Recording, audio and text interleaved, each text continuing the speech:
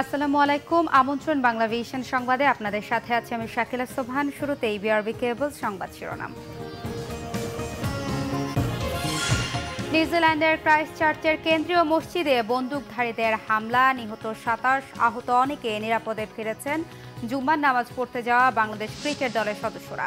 ৪ দফা দাবিতে ২৪ ঘন্টার আলটিমেটাম দিয়ে রোকেয়া হলের শিক্ষার্থীদের অনুষ্ঠান স্থগিত, যুক্তিপূর্ণ সমাধানের আশ্বাস প্রক্টরের। ব্রেক্সিট বিলম্বিত করার পক্ষে ভোট দিয়েছেন ব্রিটিশ এমপিরা। পক্ষে ভোট পড়েছে ৪১২টি, বিপক্ষে ২০২টি।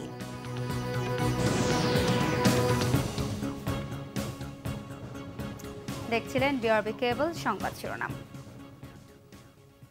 এবারে বিস্তারিত। নিউজিল্যান্ডের ক্রাইস্টচার্চের কেন্দ্রীয় মসজিদে বন্দুকধারীদের হামলায় ২৭ জন নিহত হয়েছে, আহত অনেকে। স্থানীয় নিউজিল্যান্ড হেরাল্ড পত্রিকায় এই খবর দিয়েছে। তবে ওই মসজিদে শুক্রবারের জুম্মার নামাজ পড়তে যাওয়া বাংলাদেশ ক্রিকেট দলের সদস্যদের সবাই নিরাপদে রয়েছে। স্থানীয় পুলিশ ও প্রত্যক্ষদর্শীরা জানান, স্থানীয় সময় বেলা ১:৩০টার পর একজন বন্দুকধারী সিজদারত মুসল্লিদের ওপর গুলি বর্ষণ করে। এরপর জানলার কাঁচ ভেঙে হামলাকারীরা পালিয়ে যায়। আল নূর মসজিদের ভেতরে বেশ কয়েকজনকে আহত অবস্থায় পড়ে থাকতে দেখা গেছে। আহতদের চিকিৎসকের জন্য স্থানীয় হাসপাতালে নিয়ে যাওয়া হয়েছে। লিটন দাস ও নাইম হাসান ছাড়া বাংলাদেশ ক্রিকেট দলের সদস্যরা ক্রাইস্টচার্চ হ্যাগলি ওভাল মাঠে অনুশীলন করতে গিয়েছিলেন। এখানেই কাল বাংলাদেশ নিউজিল্যান্ড তৃতীয় টেস্ট শুরু হবার কথা রয়েছে। সেখান থেকে দলের ম্যানেজার খালেদ মাসুদ পাইলটের নেতৃত্বে তারা জুমার নামাজ পড়তে ওই মসজিদে গিয়েছিলেন।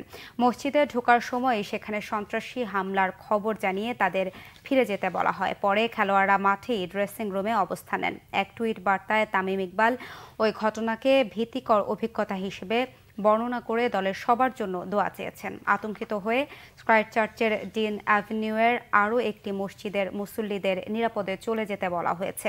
এ ঘটনায় আতঙ্কিত হয়ে শহরটির ক্যাথেড্রাল স্কোয়ারে জলবায়ু পরিবর্তনে সচেতনতামূলক র্যালিতে জড়ো হওয়া কয়েক হাজার শিশুকে নিরাপদ স্থানে সরিয়ে নেওয়া হয়েছে। নিরাপত্তার জন্য স্থানীয় সকল শিক্ষা প্রতিষ্ঠান সাময়িকভাবে বন্ধ করে দিয়ে সবাইকে নিরাপদ স্থানে থাকার নির্দেশ দিয়েছে আইনশৃঙ্খলা রক্ষাকারী বাহিনী।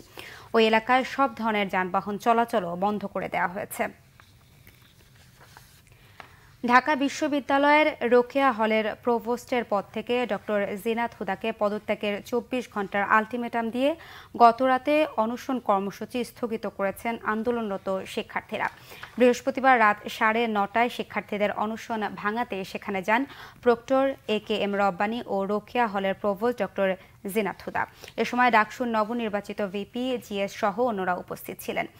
শিক্ষার্থীরা তাদের ৪ দফা দাবি আবারও তুলে ধরেন। দাবিগুলো হলো ছাত্র সংসদ হলের পুনর্নির্বাচন, প্রভোস্টের পদত্যাগ, মামলা প্রত্যাহার এবং আন্দোলনকারীদের নিরাপত্তা প্রদান। এ সময় প্রভোস্ট শিক্ষার্থীদের সাথে কথা বলতে চাইলে শিক্ষার্থীরা তার প্রতিবাদ করেন।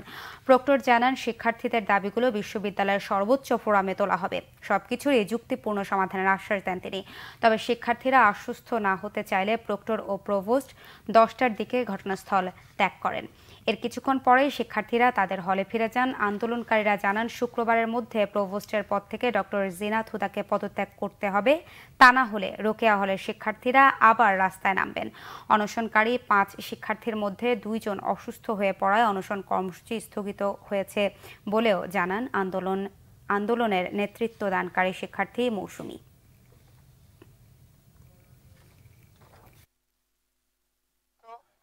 এখন আমাদের কথা শুনুন। আমাদের 2টা বোন যেহেতু অসুস্থ হয়ে পড়েছেন, আপাতত অনশন স্থগিত, কিন্তু এটাতে পরবর্তীতে হবে কিনা জানি না। কেননা আলটিমেটাম দিয়েছি, আমি মনে করি ম্যাম সেটা মেনে নেবেন। যেহেতু রোকেয়ালের অভিভাবক সে, আমরা মানি না, সে হয়তো অভিভাবকত্ব আর রাখবেন, অভিভাবকত্ব সে দাবি করবে না। আর প্রশাসনের কাছে আমরা ম্যাম যদি হল সংসদ নির্বাচন না দিতে পারে তাহলে হায়ার প্রশাসন যে আছে ম্যাম তাদের সাথে অ্যাডভোকেসি করবে। পরবর্তী সময়গুলোতে বসে বসে তোমাদের যে বক্তব্য সামনে করেছো, আমরা এই জিনিসগুলো আশা করি সমাধান আমরা করতে পারবো। সেই ক্ষেত্রে আমাদের অনুরোধ, আমাদের সবার সহযোগিতা লাগবে। উত্তরের সবুজের ওপর ভর করে থাকা রংপুর বিভাগের ৮ জেলায় ২ শতাধিক নদ নদের মধ্যে এখন খুঁজে পাওয়া যায় মাত্র 18টিকে। সেগুলোরও এখন করুণ দশা। রক্ষণাবেক্ষণের অভাব আর দখলের উৎসবে এই নদীগুলো হারিয়ে যেতে বসেছে। যদিও পানি উন্নয়ন বোর্ড বলছে নদী রক্ষায় খনন কর্মসূচি হাতে নেওয়া হয়েছে।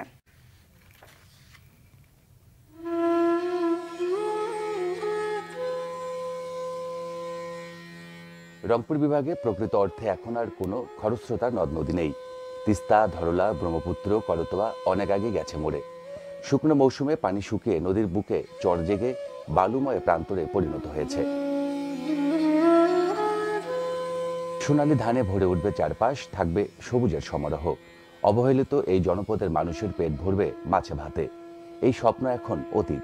খালে পরিণত হওয়া নদীগুলো বর্ষায় রাক্ষসী রূপ ধারণ করলেও শুষ্ক মৌসুমে ক্ষীণধারায় পানি প্রবাহিত হয়। মাছ বেশি এখন পাওয়া যায় না, পানি কম নদীর, এই জন্য মাছ পাওয়া যায় না। পানি নাব্যতা একেবারে তলদেশে চলে যাচ্ছে।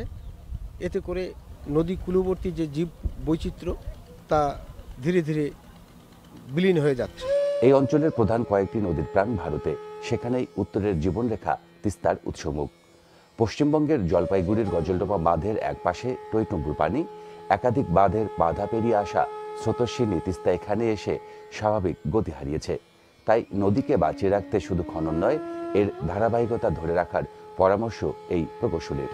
2 থেকে 3 বছর অন্তর অন্তর যদি আমরাকে এটিকে মেইনটেনেন্স খননের আওতায় নিয়ে আসতে পারি, সেক্ষেত্রে এই নদীগুলোকে আমরা সারা বছর যে লাইভ নদী যেটা বলি, চলমান নদী, সেটি রাখতে পারবো। জাতীয় নদী রক্ষা কমিশনকে উচ্চ আদালত নদীর অভিভাবক ঘোষণা করেছেন। শুধু অভিভাবকত্ব দিয়ে নদী রক্ষা সম্ভব নয়, সেজন্য সরকারের সমন্বিত চেষ্টা থাকতে হবে বলে মনে করেন এই নদী বিশেষজ্ঞ।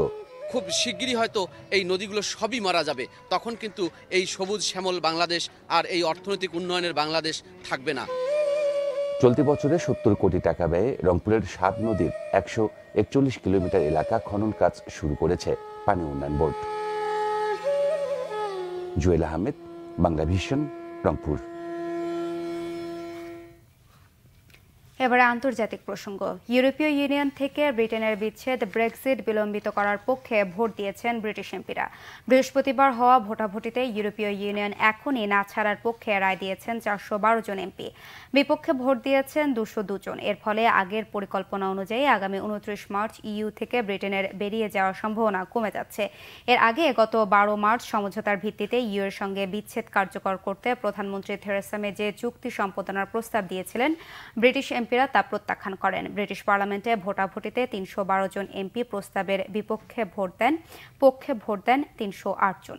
এছাড়া ফেসবুকে বাংলা ভিশন সংবাদ সরাসরি দেখতে লগ ইন করতে পারেন facebook.com/বাংলাভিশন। এতক্ষণ সাথে থাকায় ধন্যবাদ সবাইকে।